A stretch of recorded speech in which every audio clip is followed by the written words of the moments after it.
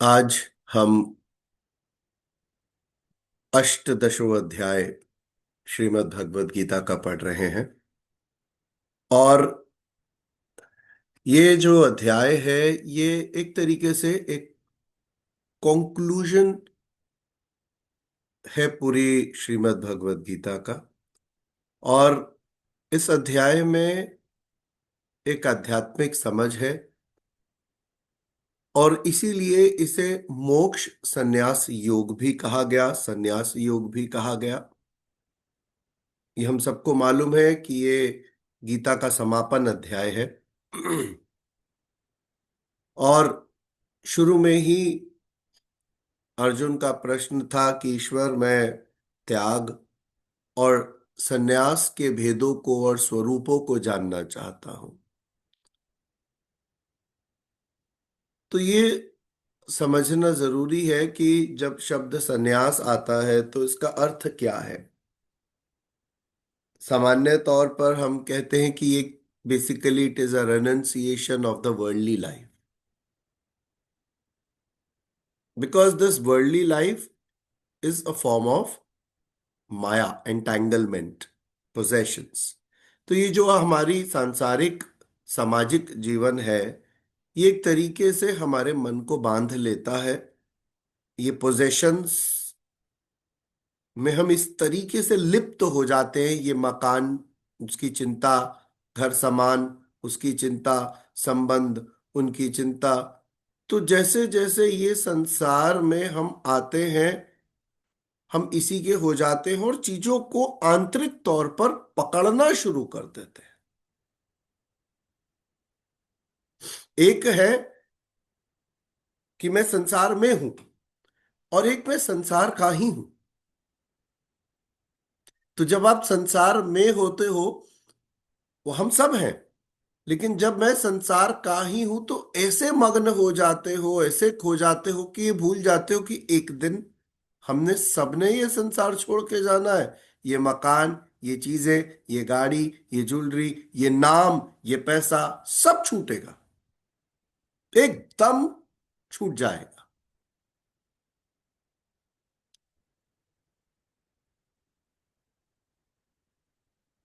तो चीजों का होना और चीजों से अटैच्ड होना, ये दो बातें। तो आमतौर पर जब हम सन्यास की चर्चा करते हैं तो बेसिकली हम क्या कहते हैं कि एक तरीके से रेनन्सिएशन है, संस्कार सांसारिक लाइफ से आप उसका सांसारिक जो जीवन है उसका परित्याग कर देते हैं।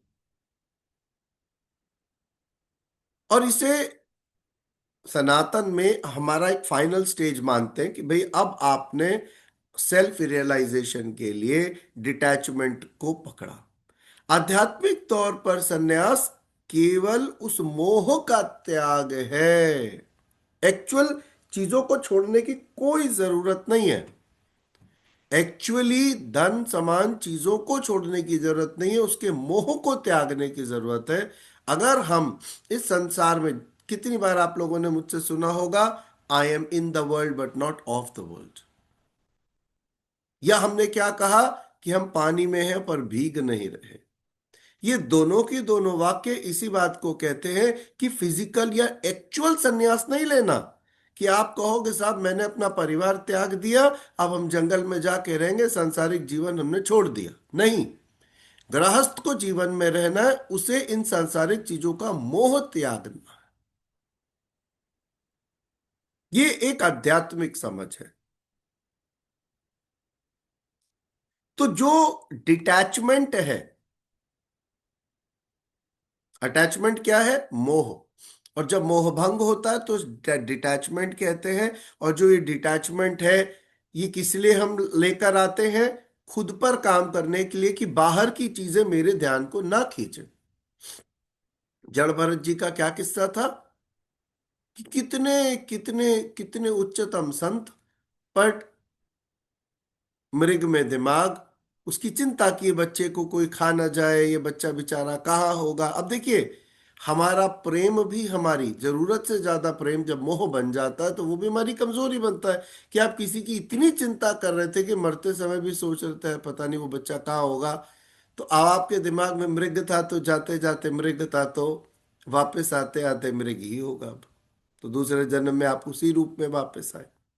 भगवान ने बात बिल्कुल कही कि अंतिम समय में जो मेरा नाम लेगा वो मेरे परम धाम आएगा, लेकिन ये निश्चित बात है कि आपने जिस चीज को जीवन भर प्रैक्टिस किया होगा अंतिम समय में वही याद आएगी। ऐसा होता ही नहीं है कि पूरे जीवन आपने भोग विलास किया हो और अंतिम समय में और एकदम आप भक्त बन जाओगे।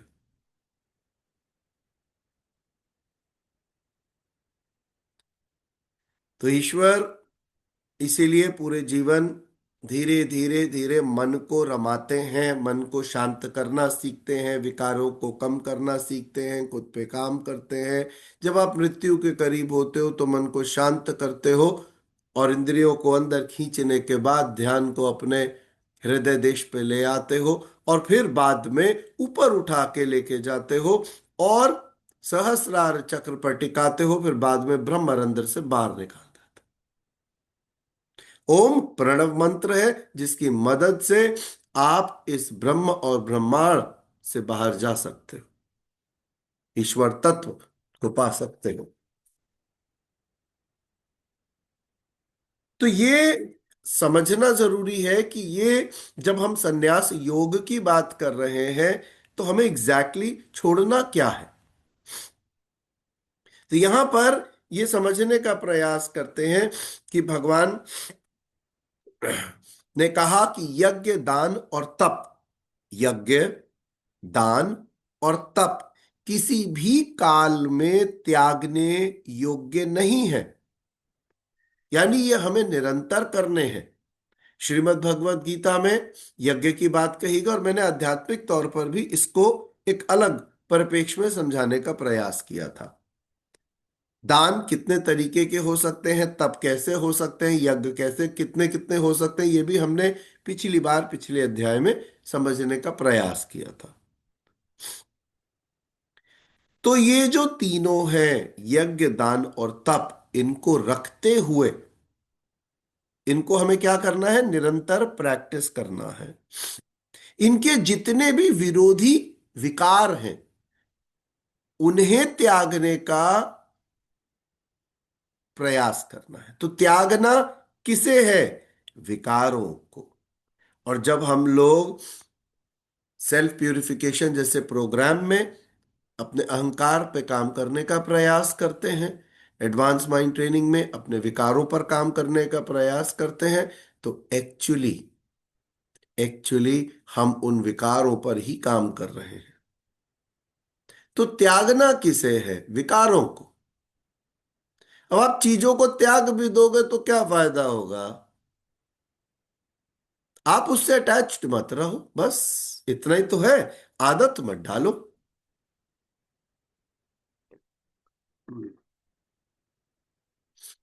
अगर आपने यहां सब चीजों में रहकर भी सिंपल से सिंपल लाइफ जी, सब है आपके पास पर आपकी जरूरतें नहीं है, और सोचिए कि आपने संन्यास ले लिया लेकिन आपको कुटिया भी 5 स्टार चाहिए। आप जंगल में गए, आपने कहा, भाई ऐसे कैसे जंगल में रह लेंगे, ढंग का मकान बनवा दो, एसी लगवा दो गर्मियों के लिए, रहने के लिए चादर कम से कम अच्छी मखमली होनी चाहिए। तो फायदा क्या हुआ जंगल में आने का, आप अपने घर भले थे। फिर आपको नौकर नहीं चाहिए तो चले चपाटे चाहिए। तो बात तो सवाल तो सारा घूम घुमा के वही आ गया कि आप उतनी बड़ी भीड़ से निकले, छोटी भीड़ फिर क्रिएट कर ली, क्योंकि आपकी जो आदत है, आपकी जो सांसारिक चीजों की जरूरत थी उनके, जैसे कहते हैं ना, रंग बिरंगे जीवन से एक रंग पे आ गए। पहले मल्टीपल कलर पहनते थे गृहस्थ में, अब सफेद पहनने लग गए। बट फायदा क्या हुआ, वहां पर भी तो आप वही मोह में, वही आदतों में, वही फिक्सेशंस में थे। अगर इसी गृहस्थ में आप सिंप्लिसिटी में आ जाते, इसी गृहस्थ में चीजों की आदत ना डालते, इनके मोह में ना होते, तो इनके बीच में भी रह सकते थे। तो हमारे लिए जरूरत क्या है, सिंप्लिसिटी की। हमारे लिए जरूरत क्या है, डिटैचमेंट की, संसार को छोड़ने की नहीं। क्योंकि इंसान की जो बुनियादी जरूरतें, खाना पीना, वो तो आपको संन्यास में भी करना पड़ेगा। पूजा पाठ वहां भी करोगे तो यहां भी कर रहे हो। प्रॉब्लम है यहां पर हमारा मन चंचल ज्यादा होता है, और वहां हम अपने मन को संयमित क्यों कर पाते हैं? क्योंकि लोग कम होते हैं और सभी पूजा पाठ ध्यान साधना करते हैं, तो डिस्ट्रैक्शंस कम होते हैं या डिस्ट्रैक्शंस ज्यादा है। तो भगवान कितने प्रेम से इस बात को कहते हैं कि अगर आप यज्ञ दान और तप इन्हें तो हमेशा प्रैक्टिस करो, इन्हें मत त्यागो। त्यागना किसे है? विकारों को। और यही त्याग सात्विक त्याग है। फल की इच्छा के साथ, आपके मन में फल की इच्छा है, फिर आप कोई भी त्याग कर रहे हो तो वो राजसिक त्याग है। क्योंकि रजस में जो करोगे उसका फल आपको चाहिए। जैसे बिजनेसमैन कहता है कि देखो भाई, मैं इन्वेस्टमेंट करता हूं, रिटर्न मुझको चाहिए, मैं खर्चे नहीं करता। A wise businessman is always investing, he does not spend. एक अक्लमंद बिजनेसमैन हर खर्चा खर्चे की तरह नहीं देखता, उसे इन्वेस्टमेंट की तरह देखता है कि जो आउटपुट देगा। तो जब भी फल की इच्छा आप में होगी तो वो राजसिक त्याग माना जाएगा। और सात्विक त्याग में आप करता हो ही नहीं तो आप फल की इच्छा करते भी नहीं। ये बड़ा डिफरेंस आ गया। और जब आप मोह में होगे, या ध्यान दीजिएगा यहां शब्द आता है मोह। मोह सबसे बड़ा जाल है। मोह में होके कोई भी कर्म जब आप करते हो तो तमस से भरा हुआ त्याग है। तो त्याग तो आप कर रहे हो पर मोह में बंधे हो, तो तामसिक। फल की इच्छा है, राजसिक।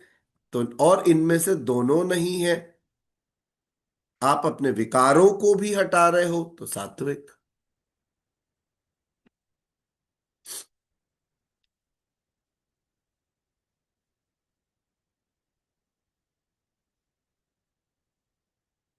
तो कहते हैं कि जो सन्यास है वो त्याग की सबसे ऊपर की अवस्था है, क्योंकि उसमें आप अपने सारे वर्ldली चीजों को त्याग करके चले जाते हो। बट हम लोगों ने अपने लिए क्या चूज किया? संसार में रहना सिंपलिसिटी के साथ। सोचिए आपके पास चार नौकर घर में है, फिर भी आप अपने दो बर्तन खुद ही धो लेते हो। ये नहीं कि आप किसी से काम नहीं करा रहे हो, कोई कसम खा रखी है, पर फिर भी आप कोशिश करते हो कि अपने दो या चार कपड़े जो है वो हम खुद ही धो लेते हो। आप अपने कुछ छोटे मोटे काम खुद कर लेते हो। आप बहुत डिपेंडेंट नहीं हो किसी पे। आपकी जरूरतें बहुत कम है। पूरी फैमिली शॉपिंग को जाती है, आपको कोई जरूरत ही नहीं महसूस होती है।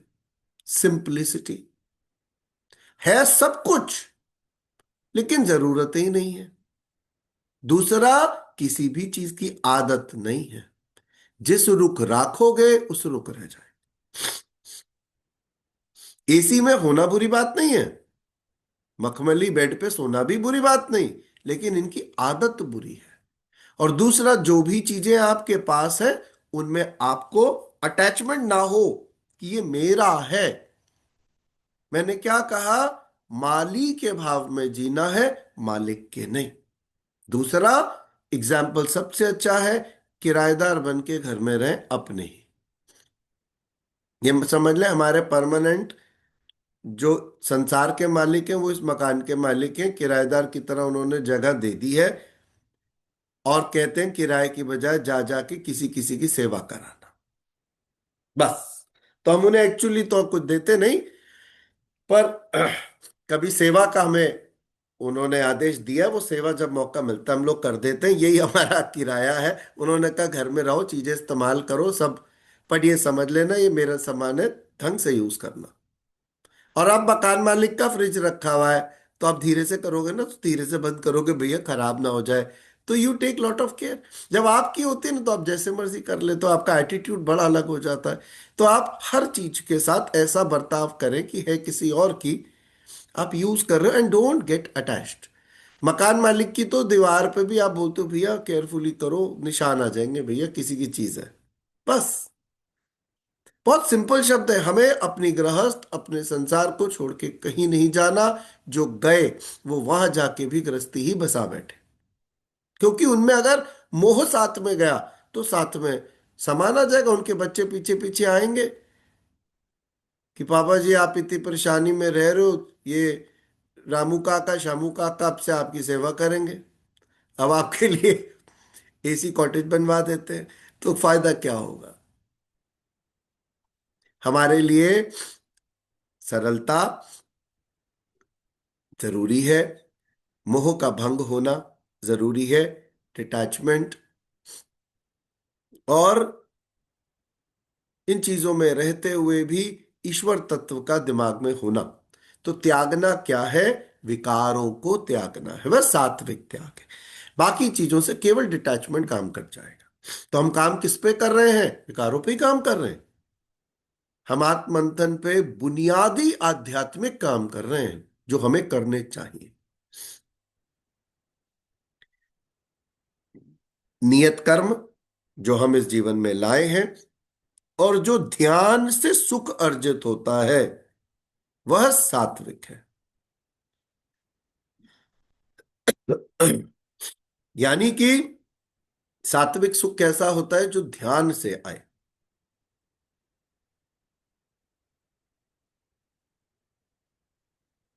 इंद्रियों से और विषयों के भोग से, चीजों से, सामान से राजसिक सुख मिलता है। और केवल भोजन भोजन भोजन भोजन भोजन, सुबह उठते ही भोजन से दिन शुरू होता है, रात में भी होता है कल क्या बनना है। बनाने वाला भी चिंता में कल क्या बनना है सोता है, और खाने वाला भी कल क्या बनाओगे। तो ये सुख जो केवल अन्न पर आधारित है, वो कहीं ना कहीं तमस पर लिंक्ड हो सकता है। भोजन सबके लिए इंपॉर्टेंट है, सबको चाहिए, लेकिन आप ध्यान दीजिएगा, जैसे जैसे आपका जीवन सतोगुणी होता है, आपकी भूख कम होती है।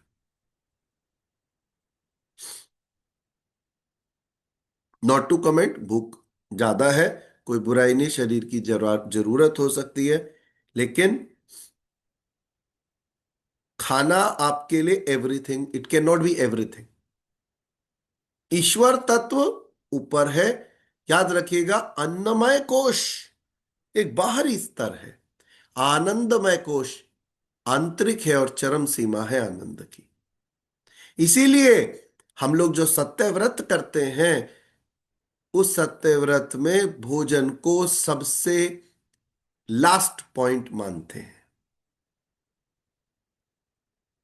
सच्चिदानंद अवस्था में आने के लिए सत्य को बोलना है। कहते हैं ना, 6 चीजें करनी। आनंद की स्थिति में, शांति की स्थिति में रहना है। ईश्वर का नाम निरंतर लेते रहना है, ध्यान करते रहना है। 3, चौथा, कोई एक अच्छा काम हो सके, ईश्वर से प्रार्थना करनी है, सजग रहना है। 4, पांचवा, कोई विकार ना उभरे, ध्यान रखना है, शांत रहना। और आखिरी, भोजन। भोजन में केवल इतना कहा गया, शरीर को हल्का रखें। उस दिन तला तुला पका हुआ अवॉइड करें। वेजिटेबल्स खाएं, फ्रूट्स खाएं, पानी पिएं, जूसेस पिएं। ऐसा नहीं कि भूखे रहें, लेकिन ईट लेस, ईट लाइट। पर सारा दिन खाने की बातें ना करें कि भाई शाम को क्या बन रहा है, दोपहर में क्या बन रहा है। पता चलता है नॉर्मल टाइम में 3 मील, व्रत में 5। थोड़ी थोड़ी देर में, थोड़ी थोड़ी देर में। तो अगर ध्यान भोजन की तरफ चला गया, तो भोजन ही भोजन होगा, भजन भजन कुछ नहीं होगा। फिर तो सारा दिन ही होगा भाई आज हमारा व्रत है। तो आज का अब क्या है, थोड़ी थोड़ी देर में तो आप समझ लिए कि भजन कम भोजन ज्यादा। तो ये, और ज्यादातर व्रत में लोगों का पूरा ध्यान खाने पीने पर होता है। कब क्या खाना है, कब क्या नहीं खाना, कब क्या बनना है। फूड ऐसा लगता है कि it's just a change of diet. और ध्यान ईश्वर की तरफ होना चाहिए था, वो होता ही नहीं। निर्जल व्रत में भी नहीं होता, मौन व्रत में भी नहीं होता। हर हालत में ध्यान वहीं जहां होना चाहिए था। बाकी की चीजें इतनी ज्यादा मैटर नहीं कर रही। अन्नमय कोश को तो बस आप एक ब्रेक दे रहे हो मेटाबॉलिज्म इंप्रूव करने के लिए। जो शरीर है, उसका मेटाबॉलिज्म तेज करने के लिए आज थोड़ा ब्रेक दे दिया, क्या पका हुआ नहीं दिया, सो दैट खाना जो कई दिन का खाया था, वो थोड़ा जल्दी डाइजेस्ट हो जाए। आज पानी ज्यादा दिया, that's it. It's a simple perspective. तो जब हम ये प्रैक्टिस कर रहे हैं, इन सबके पीछे बड़े गहरे आध्यात्मिक मतलब हैं। तो आगे चर्चा चलती है कि प्रकृति और पुरुष के बीच में एक बड़ी गजब आकर्षण सीमा है। जब तक मनुष्य प्रकृति में बरतता है, तब तक माया प्रेरणा करती है। आप जब तक भी इस प्रकृति के अंदर, सामान में, चीजों में इंटैंगल्ड रहोगे, माया काम करती रहेगी। जैसे ही आप प्रकृति में बरतना बंद कर दोगे, माया कमजोर होने लगेगी। अब सोचिए कि आपके पास सामान बहुत सारे हैं, बीना जी के पास घर में सभी चीजें हैं, लेकिन उनको कुछ भी नहीं चाहिए अपने कमरे में। सब कहते हैं हीटर लगा लो, ये लगा लो, ये सामान ले लो, इसकी हेल्प ले लो, ये काम करवा लो, कि नहीं मुझे कुछ नहीं चाहिए। तो जब आप प्रकृति में बहुत ज्यादा एंटेंगल्ड नहीं होते, तो माया आपके पास उतना तेज काम नहीं कर पाती है। आप याद रखिएगा, फिर वही बात है, I am in the world but not of the world. आपसे लिप्त नहीं होना सांसारिक चीजों में। रहिए, रहने की तो कोई बात ही नहीं है। ईश्वर चाहते थे कि हम गृहस्थ का मार्ग लें, हम गृहस्थ में ही जाएंगे। ईश्वर चाहते थे ये इसी रास्ते से, जैसे किसी किसी की गाड़ी ना हाईवे से जाती है और किसी किसी की गली में जाती है, तो हम गली से निकल रहे हैं। तो गली में क्या, टाइट बहुत है, भीड़ बहुत है। तो हमारे संसार में भीड़ें बहुत है। हम नित्य नए लोग से मिलते हैं, नित्य नए अनुभव।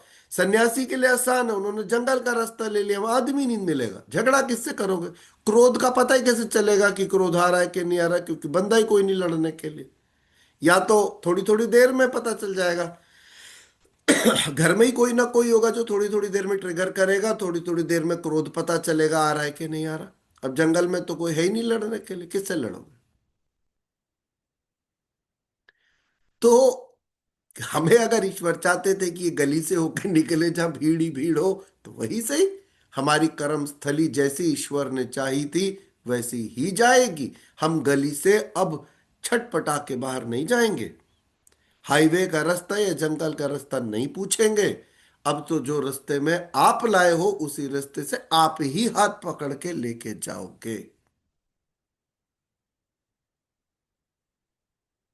गृहस्थ को छोड़ना किसी भी तरीके का गृहस्थ के लिए सॉल्यूशन नहीं। तो मैं इसे गली इसलिए कह रहा हूं क्योंकि भीड़ ज्यादा है, टकराव ज्यादा है, परेशानी ज्यादा है, प्रेशर ज्यादा है ना। और एक रास्ता जंगल से जाता है जो कितना खुला होता है, ठंडी हवा में कोई भी होता नहीं, गीत गाते हुए प्रभु के निकलते चले जाओ। और एक रास्ता होता है हाईवे में, हवाई हवा है और व्हीकल ही व्हीकल है। तो हमारा मार्ग जो ईश्वर ने रचा था, हमारी कर्म भूमि जैसी चाही थी, इस कर्म भूमि में वैसे ही जाएंगे। ये बात अलग है कि इतने लोगों के बीच में भी अकेले ही निकलते हुए जाएंगे। और जिन्होंने चाहा है, आप कई बार देखिएगा, आप कितनी भी भयंकर गली में निकल रहे हो, ऐसे रास्ता बनता जाए, ऐसे रास्ता बनता जाएगा कि कैसे निकल गए पता नहीं। और कोई वाहन की जरूरत नहीं है। आपको पता है निकालने वाला हाथ पकड़ के आपसे आगे आगे चल रहा है, वो खींचता हुआ निकालता हुआ ले जाए।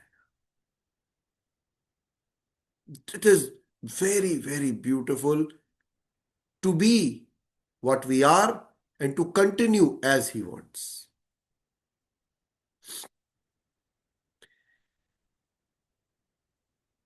तो माया प्रेरणा तभी कर रही है जब मनुष्य प्रकृति में बरत रहा है।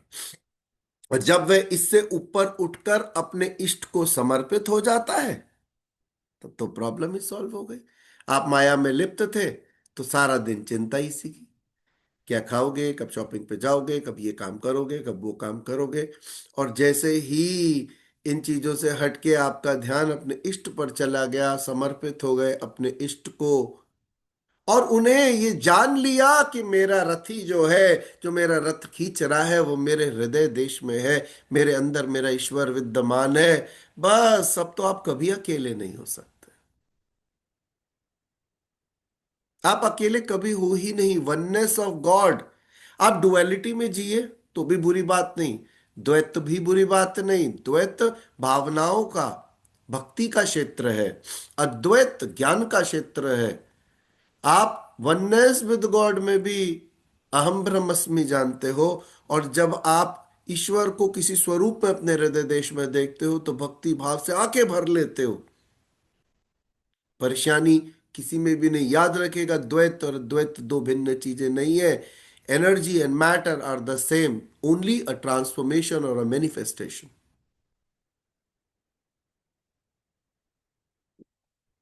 बस मैटर को इतना पता होना चाहिए कि वो भी एनर्जी है।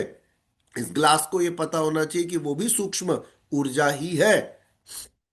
पर इस समय ये ऊर्जा कंसोलिडेटेड रूपांतरित ऊर्जा है, जिसको हम कह रहे हैं मैटर, सॉलिड। तो साकार निराकार के भेदों पे नहीं जाना। याद जानना है कि मेरे ईश्वर इतने शक्तिशाली हैं कि वो रूप में भी हो सकते हैं, बिना रूप के भी हो सकते हैं।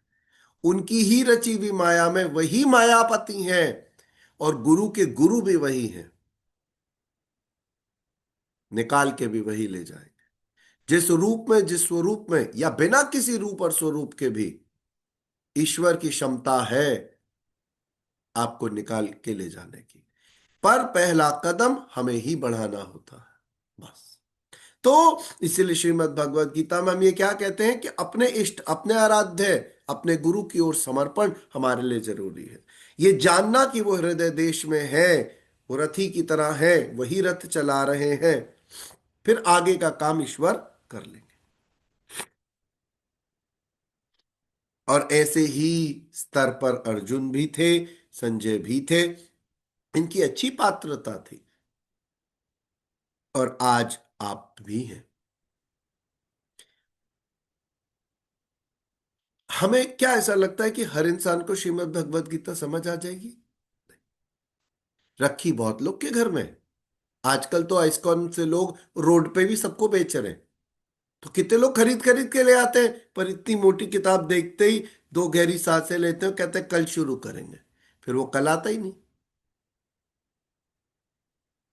होना और जानना, जानना और समझना, समझना और आत्मसात करना, इन सब शब्दों में बहुत फर्क है। अगर आपने एक शब्द भी इस पूरे 1.5 साल में सीखा, और उस एक शब्द ने भी अंतःकरण में कोई परिवर्तन लाया, तो ये पूरे 1.5 साल के प्रयास सफल हुए।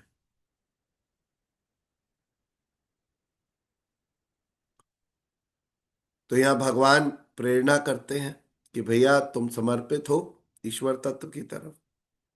तो जो भी पूर्ण ज्ञाता महापुरुष है, उनके लिए ईश्वर कहते हैं कि ये संयोग, ज्ञान, ज्ञाता और ज्ञेय का, जानने का जो संयोग है, वो किसी सद्गुरु की शरण में ही होता है, महापुरुष की शरण में होता है। तो गुरु का महत्व भी कई बार श्रीमद् भगवद गीता में आता है, जहां ईश्वर चर्चा करते हैं। और वो कहते हैं कि जो वर्ण व्यवस्था है हमारी, उसकी पहले भी कई बार चर्चा हुई यहां पर। तो उसमें भगवान श्री कृष्ण ने बताया कि अगर आप अपनी इंद्रियों का दमन, मन का शमन, इंद्रियों का दमन, मन का शमन, because you have to withdraw your senses, जो कि हम अवेकनिंग विजडम में करते हैं। इंद्रियों को थोड़ा सा विड्रॉ करते हैं, कॉन्शियस हो जाते हैं। मन का शमन, ये बात निश्चित है कि हम अपने धीरे धीरे जैसे जैसे ध्यान और बाकी प्रक्रियाएं करते हैं, हम क्या कहते हैं, I am conscious of my thoughts and emotions, रोज बोलते हैं। और ये भी कहते हैं कॉन्शियस ऑफ माई सेंसेस, मैं क्या देख रहा हूं, क्या सुन रहा हूं, क्या सूंघ रहा हूं, किसको छू रहा हूं, मैं सजग हूं। जब आप अपने मन पर निरंतर काम करते हो, जब आप अपनी इंद्रियों पर काम करते हो, दो बातें, एकाग्रता को टिकाते हो। याद रखिएगा, एक सामान्य इंसान के लिए एकाग्रता ही मुश्किल है, जिसको हम क्या बोलते हैं अंजू जी, माइंडफुलनेस। पहली ट्रेनिंग में भी ये चर्चा आती है कि म्यूजिक पे ही सही, श्वास पे ही सही ध्यान टिकाओ। एकाग्रता जिसको समझ में आ गई, उसको बहुत सारी बातें समझ में आएंगी। तो इन सभी चीजों को अगर आपने इंद्रियों को खींच लिया, मन को काबू में ले आए, अब एकाग्रता के साथ अपने मन को पकड़ के शरीर और वाणी को, सबको ईश्वर के अनुरूप तपाना है। अब क्या करना है, सबको अंदर लेकर आओ, ईश्वर तत्व में जोड़ो। कहाँ लेके जाना है, ईश्वर अंदर है। क्योंकि मंदिर शब्द का मतलब होता है मन के अंदर।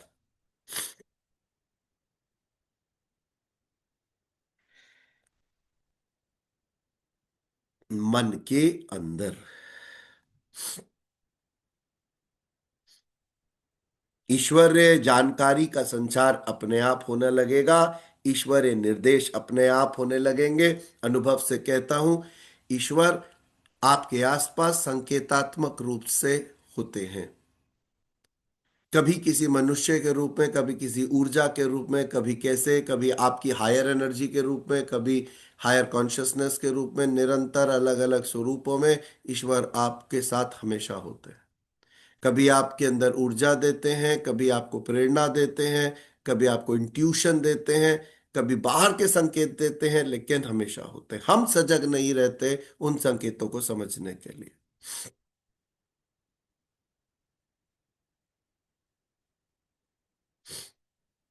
तो ब्राह्मण श्रेणी के जो कर्म है वो क्या है, वो ये है। जब आप इंद्रियों का दमन करते हो, मन का शमन करते हो, एकाग्रता के साथ अपने शरीर और वाणी को इष्ट में, इष्ट के अनुरूप तपाना शुरू कर देते हो, अंदर ले आते हो, ईश्वरीय निर्देशों पर ध्यान को टिकाते हो और लग जाते हो, ये ब्राह्मण श्रेणी के कर्म है।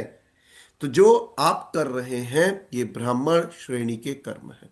यानी जो जो आप प्रैक्टिसेस आत्मंथन में करते हैं वो सब सात्विक ट्रेन चीजें हैं। फिर भगवान कहते हैं कि अब इसमें ये समझते हैं कि आ, बाकी के भी हैं, क्षत्रिय श्रेणी के कर्म, वैश्य श्रेणी के कर्म और शूद्र श्रेणी के कर्म। यहां पे वो नहीं है कि कौन बंदा ज्ञान दे रहा है, दे ले रहा है, कौन लड़ाई कर रहा है, कौन बिजनेस कर रहा है, जो हम वर्ण में बात करते हैं। यहां आध्यात्मिक समझ है। तो जो शौर्य वाले लोग हैं, यानी कि वो पीछे नहीं हटते, यहां हमें समझ में आ गया कि हम क्षत्रिय की बात करने वाले हैं, सभी भावों पर स्वाभिमान करते हैं और अपने कर्म को दृढ़ होके करते हैं, ऐसे सभी के लोग क्षत्रिय कर्म करते हैं। यानी आप जो आध्यात्मिक क्रिया भी कर रहे हो, तो उसके अंदर आप पीछे नहीं हटोगे, अपने इष्ट से नहीं हटोगे, इष्ट की सेवा से नहीं हटोगे, अपने भाव को बड़ा दृढ़ रखोगे। तो यहां दृढ़ता ज्यादा बड़ा आपको एट्रीब्यूट दिखती है, प्रयास दिखते हैं आपके।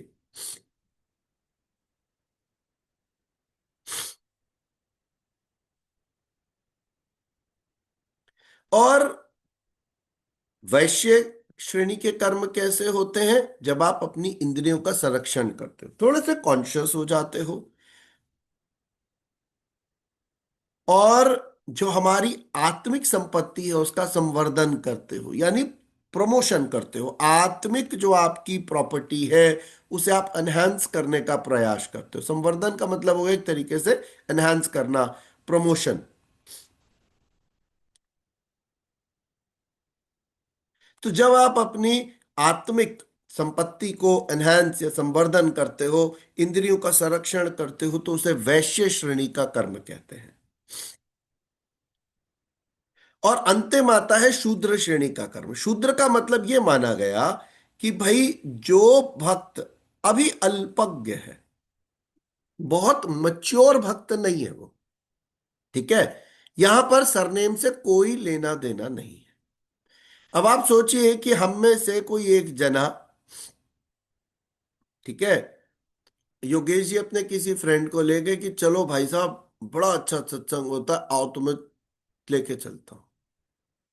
अब जो भाई साहब को ले गए थे, वो भाई साहब बड़े ये मना तो कर नहीं पाए कि अच्छा नहीं लगेगा, मित्तल साहब क्या सोचेंगे कि मैंने मना कर दिया मंदिर जाने के लिए, पर अंदर से मन था नहीं।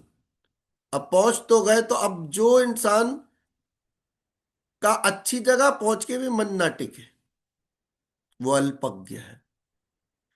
तो अब वो क्या देख रहे हैं, कोनी मार मार के पूछ रहे कि ट्रस्टी कौन है यहाँ के। अब यार सोचो, वो सुन नहीं रहे कि क्या बोल रहे हैं गुरुजी। वो पूछ रहे हैं ट्रस्टी कौन है, इनका खाना कहाँ से बन के आता होगा, इनका तो रोज का काफी बजट होगा, ये कलश सोने का लग रहा है, माता की मूर्ति सोने की है, कितने किलो की होगी। आप सोचो कि का इतनी लाउड स्पीकर से, जिससे कि कम से कम 100 घरों तक आवाज पहुंच रही है, वो आवाज आपके कानों में नहीं जा पा रही। आप वहीं बैठे हो सामने, पर आपका मन वहां नहीं जा रहा। अब योगेश जी सोच रहे कि भाई को मैं गलत ले आया, मुझे भी नहीं सुनने दे रहा, कभी कोई क्वेश्चन इधर उधर का, कभी कोई क्वेश्चन। तो माया यहां पे भी पीछा नहीं छोड़ रही, क्योंकि आप आ तो गए हो। तो जो अल्पज्ञ है, जो 2 घंटे में भी 10 मिनट का कंटेंट नहीं खींच पाए, वो शूद्र श्रेणी के कर्म कर रहे हैं। वो कोई भी हो सकता है, सरनेम उनका कोई भी हो, इससे कोई फर्क नहीं पड़ता। तो ईश्वर कहते हैं कि हमें यह समझना होगा कि जब मन मिटता है, तब ईश्वर तत्व आप में और सजग होता है। तो हमारे को टिकाना है अपने मन को ईश्वरीय तत्व में, और वही मुश्किल होता है, सबके लिए नहीं पॉसिबल है। इसीलिए जब उन्हें समझ आता है कि ये जो मेरा नया चेला आया है, ये उतना सिंसियर नहीं है, इसको अभी सात्विक कर्म नहीं दूंगा करने के, ना ही शूद्र ना ही वैश्य, इसको शूद्र कर्म दिए जाएंगे। तो शूद्र कर्म क्या होता है, गुरु की सेवा करो। अब कई बार देखिएगा आश्रम में कुछ ऐसे उनके शिष्य होते हैं जो बस गुरु को खाना देते हैं, गुरु के आश्रम की झाड़ू पोछा करते हैं, सफाइयां करते हैं। वो ये सोचते हैं 6 साल हो गए, गुरुजी ने कहा था साधना सिखाऊंगा, सुबह शाम झाड़ू लगवाते हैं, आश्रम की सफाई करवाते हैं, जानवर की केयर करवाते हैं, पता नहीं हम कौन सी आध्यात्मिक पढ़ाई के लिए आए थे। तो सतगुरु की सेवा करनी चाहिए, और खास करके यह कर्म उनके लिए सबसे उपयुक्त है जो अल्पज्ञ हैं। जैसे जैसे उनके अंदर सिंसेरिटी आने लगती है, गुरु जानता है कि अब इनको स्टेप अप किया जाए, अब इनको वैश्य श्रेणी में लाया जाए, अब इनको क्षत्रिय श्रेणी में लाया जाए, अब इनको ब्राह्मण श्रेणी में लाया जाए। इनके कर्म अब धीरे धीरे डिफरेंट होने चाहिए। तो उनका प्रमोशन हो जाता है, नए बच्चे झाड़ू पोछे पे लग जाते हैं, वो धीरे धीरे उनको 4 बजे ब्रह्म मुहूर्त में उठो, अब तुम ये साधना करो, शुरू हो जाते हैं। तो कहते हैं शुरुआत यहां से करो। तो कर्ता की श्रेणियां 4 हैं: अति उत्तम, उत्तम, मध्यम और निकृष्ट। तो यही ब्राह्मण श्रेणी, वैश्य, शूद्र, इसमें बुरा अच्छा कुछ नहीं है। Your level of interest in divinity, your level of efforts in divinity और स्पिरिचुअलिटी, बहुत सिंपल सी बात है। तो ये मनुष्य के किसी और चीजों पे नहीं, उसके गुणधर्म पर आधारित उन्हें बांटा गया है। तो जो तत्व है, उसको स्पष्ट करते हुए भगवान ने कहा कि अर्जुन, ये जो परम सिद्धि है, इसकी विधि मैं बताऊंगा, यही ज्ञान की परानिष्ठा है। भगवान क्या कहते हैं, विवेक,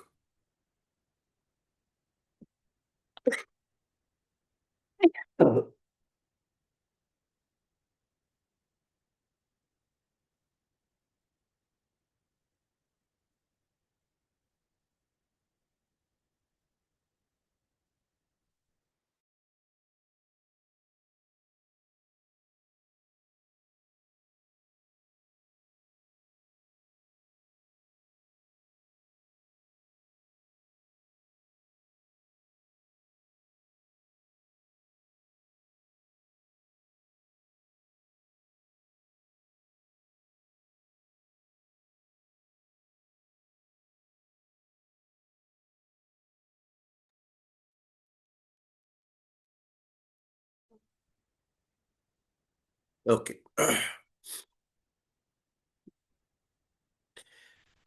विवेक, वैराग्य, इस शब्दों से हम परिचित हैं। शम, दम,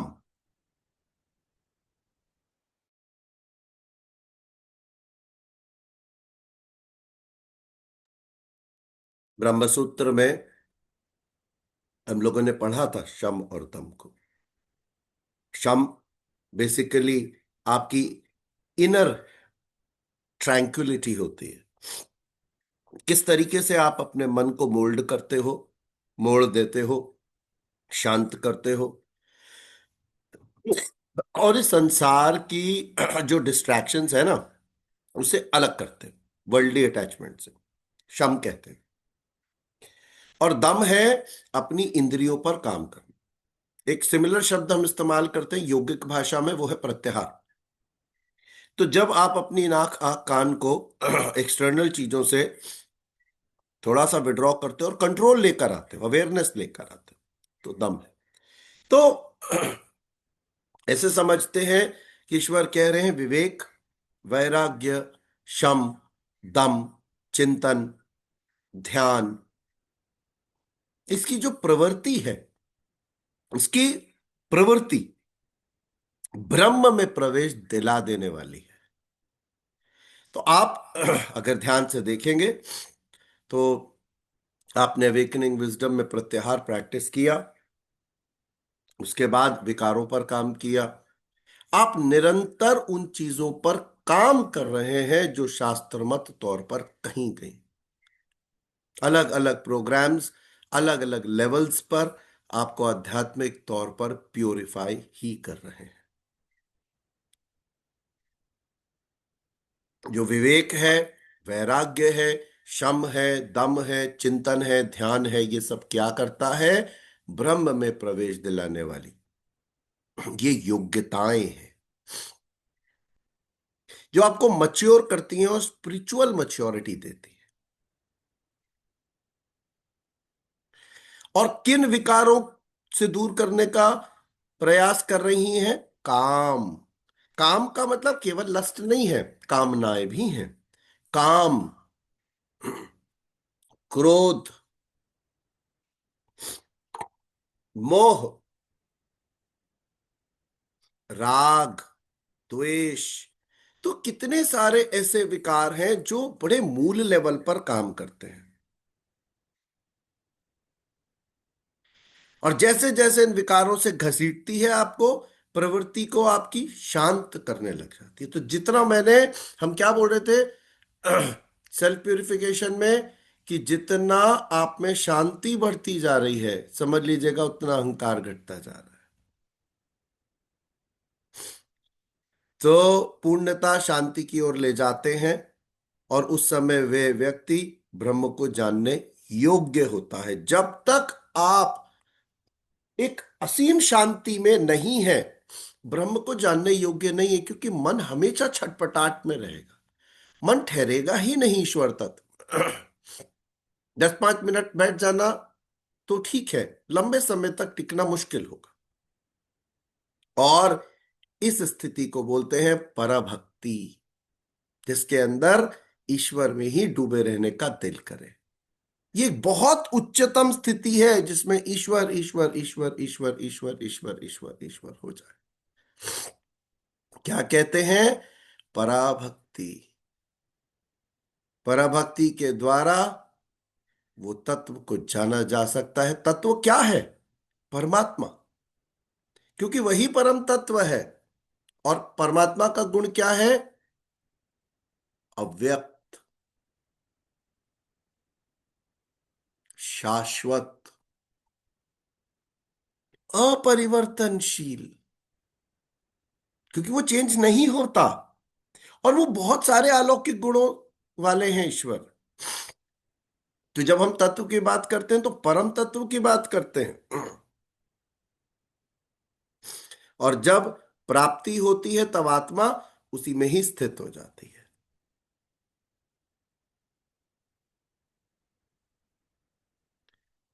भगवान क्लैरिफाई करते हैं और कहते हैं कि अर्जुन, वह जो ईश्वर है वो संपूर्ण भूतों के यानी हम सभी के हृदय देश में, यहाँ जो हार्ट चक्र है उसके पास वह निवास करते हैं।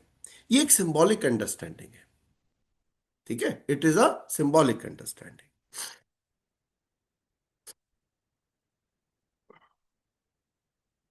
लेकिन लोग क्या करते हैं, भगवान कहते हैं वो माया में भटक जाते हैं, इसलिए कभी नहीं जान पाते, ध्यान अंदर नहीं टिका पाते। तो भगवान कहते हैं अर्जुन, तुम अपने हृदय में जो ईश्वर स्थित है उनकी शरण लो और इसे एक बहुत गोपनीय रहस्य समझो। सब चीजों की चिंता छोड़ो, तुम मेरी शरण में आओ।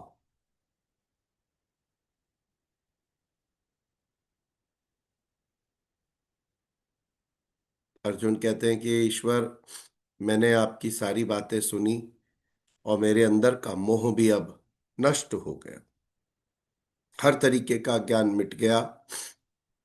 मैं अपनी अपनी स्मृति को वापस प्राप्त कर पाया हूं, सत्य जान पाया हूं। तो बहुत क्लियर है एंड बाय एंड। उधर संजय भी जो है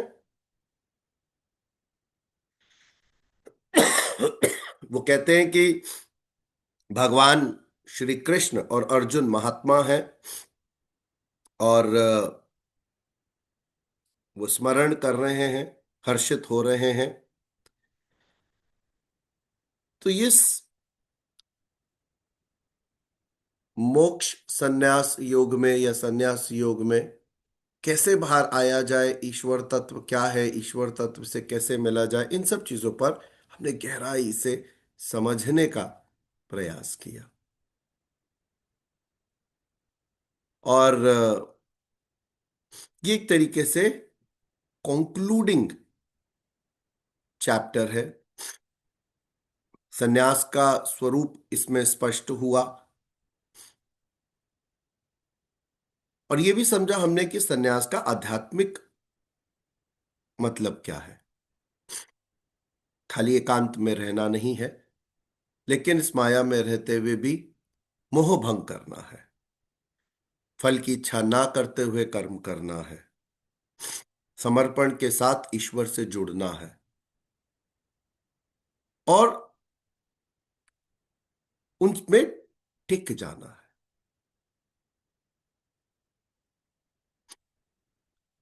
हरि ओम तत्सत।